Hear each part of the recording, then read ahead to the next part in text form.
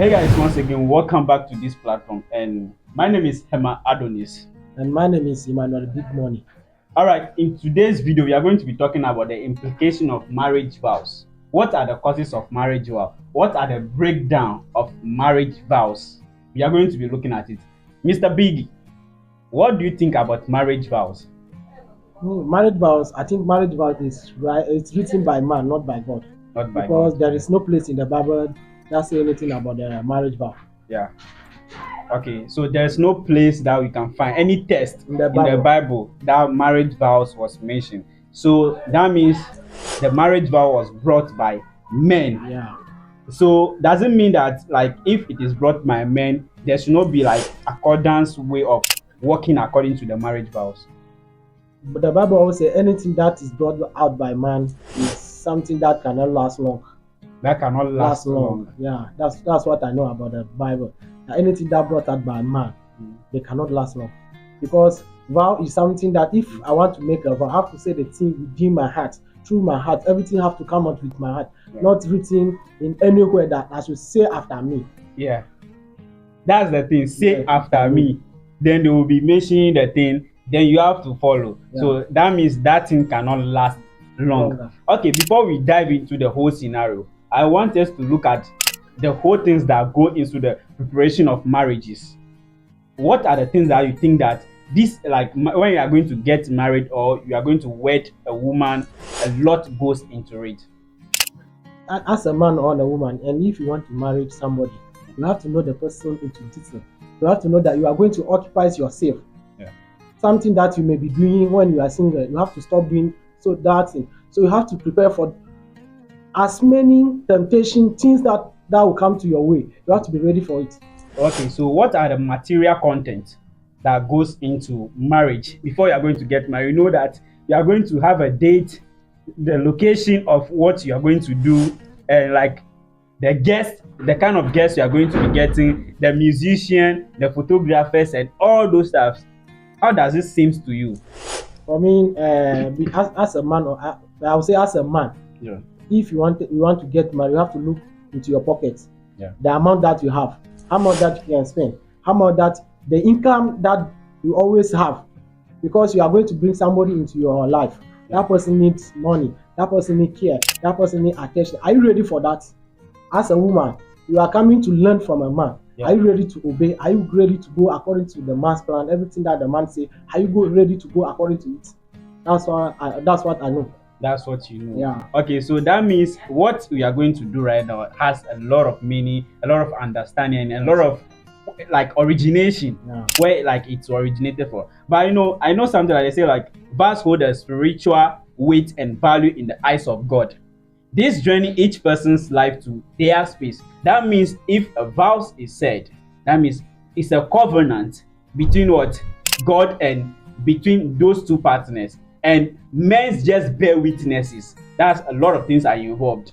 Apart from the material content, a lot of things are involved. So does it mean that even though that is not mentioned in any part of the Bible, God still holds that dearly?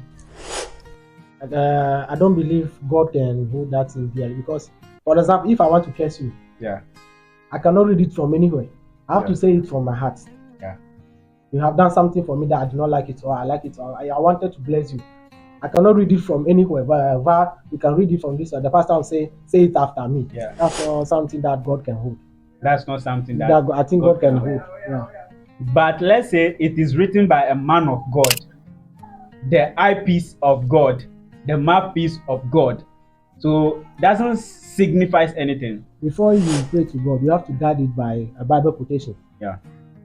Even if you read the Bible and the preacher will go like, do not do this, and this. Say by the Lord. Yeah. Where in the Bible that God say you have to vow for your marriage?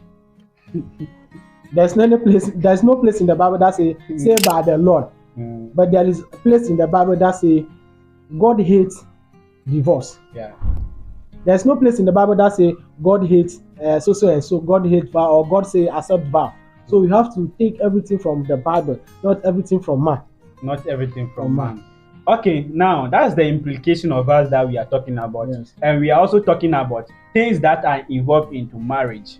When I talk about the guests and all those things, do you think it's necessary that the preparation of marriage? Do you think it's necessary The preparation of the marriage necessary how? From the parents or from the groom or the bride? from the groom and the bride and the parents? Like the things that are involved, in this modern day, when you want to get married to a woman, there are a lot of things involved. You have to buy this, you have to order this, you have to do a whole lot of tons of things. In marriage, marriage is planning. Marriage is organized. You have to organize yourself. The two people that are going to involve into the marriage, you have to come together and they plan. Oh, the man did not have this. The man is not at mass. Reach as somebody that you may look up to. This person or the wedding ceremony that you have attended. Like example, let me use this rich man, Davido. Yeah.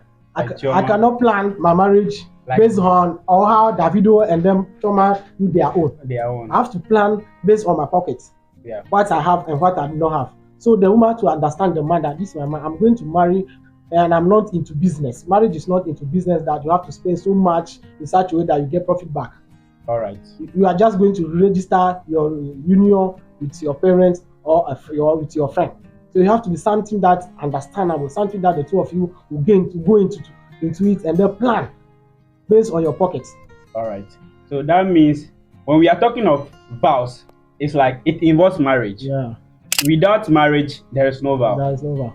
Without marriage, there is no vow. For me, What? let me say, without marriage, there is no vow. Mm.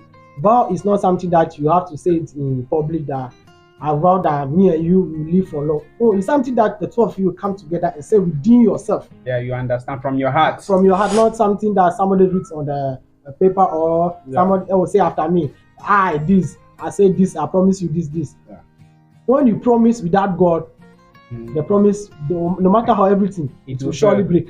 It will fail. It will surely So break. that's why we have a lot of marriage right now. They have taken vows, but still there is a divorce. Yeah, if you believe God, you know what God. The Bible said that shall not kill. Yeah. You know the Bible said that shall not kill. You have to be afraid when you are going to kill. But these days, when you see some 2 or 3 people they marry within 3 months, everything collapses. Everything collapsed. All right.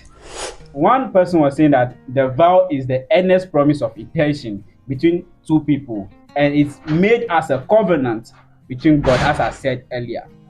But you said there's nothing like that. You don't feel like that is written by man, so there's nothing like God is going to recognize that.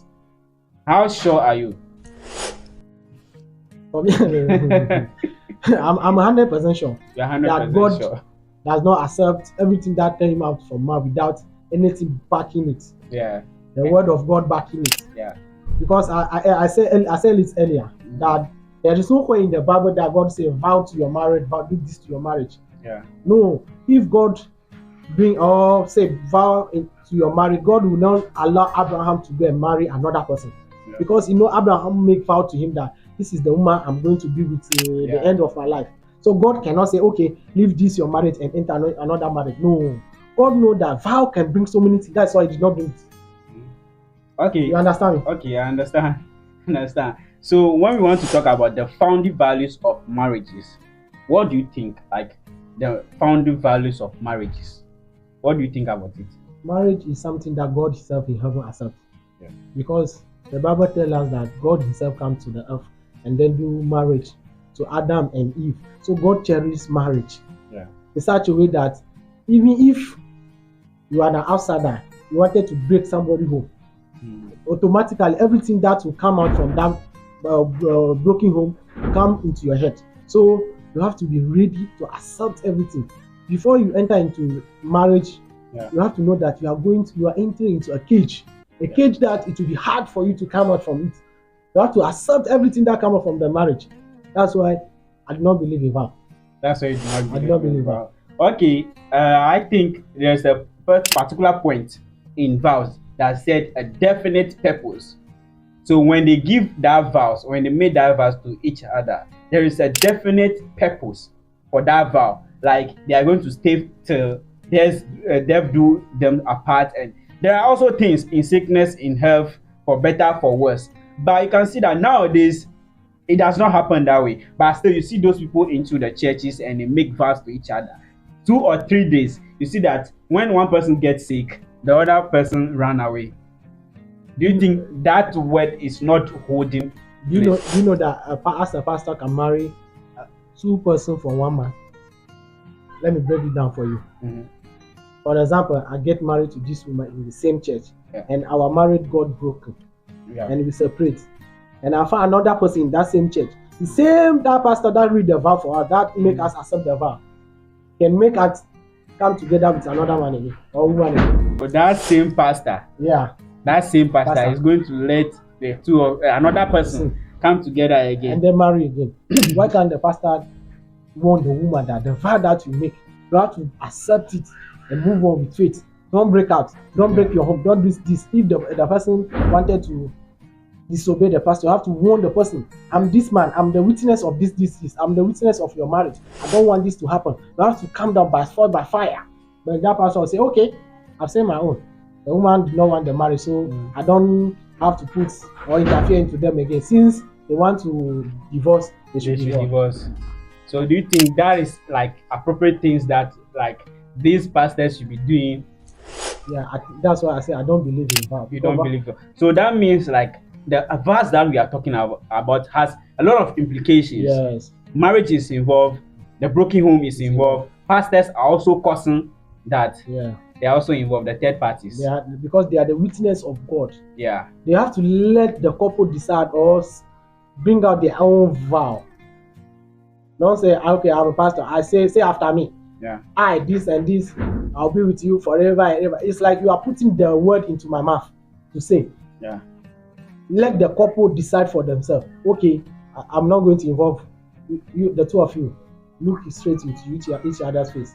Make a vow for yourself. Make the vow for your marriage. When you made a vow, it's like you made a promise to somebody. And the outcome is you must fulfill that promise no matter what it takes. Whether till death, whether in sickness, whether in riches, yours is to fulfill that promise. That's why I say you have to let the two of their own vow. Because you are going to promise God.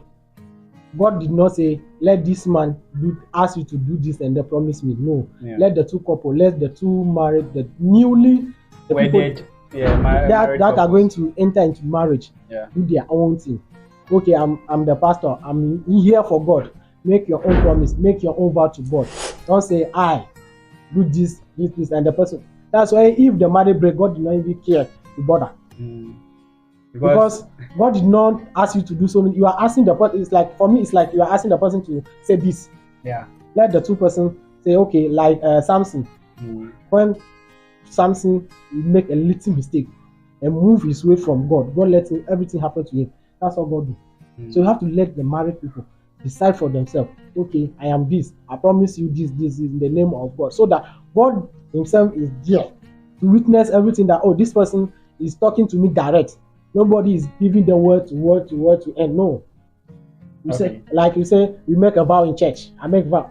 The pastor say, say after me. Yeah. And you are going to mention your name. Everything that the pastor say, you are going to say according to what the pastor say. That's not vow. It's like I'm reading. Okay, because I actually get you from this perspective. Yeah. Because when we see like this, the kind of people that get married in the church with their vows, and those that do the normal way, the traditional way, and most of the time the traditional way, there's no vows taken, right? No. It just, if the family just talk one or two things, do you want to marry this person? They say yes, okay. Then they just bless the family and all those stuff. Sometimes those marriage live long than the ones that they say they married in the churches and they have taken like vows, made a covenant to each other. What do you think? Do you think there's another thing behind all these things? Do you know what? Based on my knowledge, so many people fear the traditionalists, people who believe the lesser God more than the church. Because I know that when I'm going to do my traditional marriage, they use this certain ancestor, this certain God to pray on me. So if I make this mistake, something will happen to me. Yeah. That's why the traditional way, they always accept that, they always believe in that way, that they use their ancestors, this God to pray for the marriage. So before you think of going your separate way, you have to know that if I leave this is what is going to happen to me. The outcome will come. Yeah, definitely. Because they are not going to give you word that say this after me, say this. They will ask you, so are you sure you are ready for this? and you Yeah. say yourself, yes, I'm ready. Oh, all right, all right. Thank you very much. I appreciate your views and your points on this. We just talk about vows right now. When you have any opinions or any idea concerning vows and the implication, just drop it in the comment section. I would like you to share your ideas. Before I forget, I would like you to know that in our next video, we are going to invite in a man of God, a big prophet of God, to come and explain into details what vows means. We just share our own opinions on what is the implication of vows. I would like you to stay tuned to this channel for the next video for you to understand what is meant by vows. Thank you for watching this channel.